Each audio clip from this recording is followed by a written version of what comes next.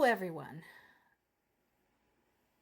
This particular piece in Associated Press today is referring to events of some weeks ago, specifically the horrific attack against the hardware store in Kharkiv, if you recall. People were killed, people were wounded, some people were never found under the rubble, which I can't even imagine the terror of that for the families. The article talks about what is used in such attacks and specifically brings back the topic of the guided bombs. We talked about the guided bombs before. Those are the bombs that can travel on their own for some time. So you can take off in an airplane from Russia, right? And drop the bombs just over the borders. And then if a city or a village is located relatively close to the border, they travel the rest of the distance on their own. They have wings. So that is what has been used. And again, that kind of flies in the face of Russia's insistence that this is all just self-defense. So far, the only casualties, the only civilian casualties from the war in Ukraine on the Russian side have been for two reasons. One, the people did not evacuate from the areas where they knew there were Russian military targets, such as in Belgorod and Kursk. They already knew, since those cities were basically taken over by Russian military, the smartest thing to do would be get the hell out of there, because it was only a matter of time before there would be some retaliatory strikes. They did not. And then they were surprised. There were the same people who celebrated Russian soldiers going off to war to kill Ukrainians, and then they were surprised when there was a response. The second group of Russian casualties is actually from friendly fire. And I think there's more of those than any of the ones that were from Ukrainian fire. We've had reports every week, literally every week, and you can verify this if you don't believe me, of Russian planes crashing, Russian helicopters crashing, drones and rockets not reaching their goals and crashing onto the Russian cities. I mean, they are definitely killing more of their own people than Ukrainians are. Big time. Possibly, I would say, by an order of magnitude.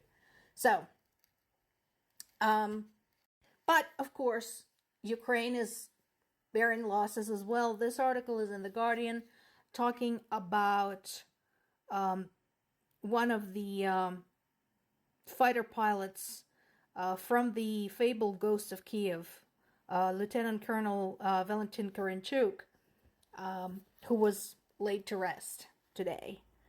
The article talks about his role in the defense of Kiev and his part as the pilot of one of the elite tactical aviation brigades.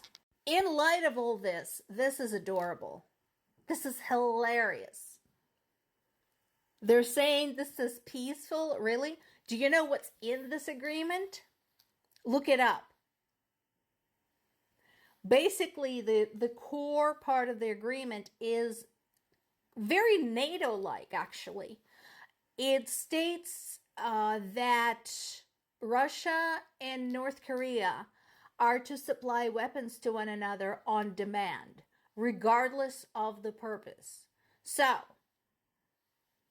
if Russia says, North Korea, send me missiles to kill Ukrainians, North Korea is now formally obligated to do so. If North Korea says, Russia, send me weapons to kill South Koreans or Japanese or Vietnamese or Chinese, Russia is now obligated to do so too. Food for thought. But, Russia keeps saying that, they're just reacting to NATO expansion and the Asian nations turning against it. I think they got the order wrong. So, case in point. So they signed this agreement with North Korea, right? And this happens. Notice, again, the order of events. North Korea starts supplying weapons to Russia. Russia decides to make the relationship official. They sign the agreement. South Korea, afterwards, says, okay, I no longer feel safe, and I don't like Russia because it is collaborating with my enemy. So, guess what? Enemy of my enemy is my friend. I'm going to help Ukraine. So Russia basically keeps doing this to themselves. Ukraine had no intention of joining NATO or EU before Russia attacked. That has been documented. There's plenty of proof of this. If you don't believe it, you're delusional, not my fault. Ukraine had no intention of becoming a military lab to its allies until Russia attacked. Ukraine had no intention of testing the latest weapons and other military inventions until Russia attacked. All of those things are going to strengthen Ukraine's military complex, like it or not. And all of that could have been prevented had Russia been satisfied with its existing state of influence in Ukraine and stayed home. But no. And so in this case, Russia had underestimated the level of tension between North and South Korea, and that becoming officially a potential arms supplier to North Korea should North Korea decide to get frisky with its neighbors. There's going to be people in South Korea who are not going to like it. Now, the difference is that South Korea, first of all, is much better prepared for expanding its military complex from the economic standpoint. Another point is that U.S. has a standing agreement with South Korea to supply weapons to it. It's already in the budget. It's already there. This has already been voted on. This is already covered. This is not anything extra. So, if South Korea formally decides to supply weapons to Ukraine, nothing says that U.S. can't go around and use that route to help out Ukraine without waiting for the MAGA Republicans in Congress to get off their ass and stop playing games with people's lives.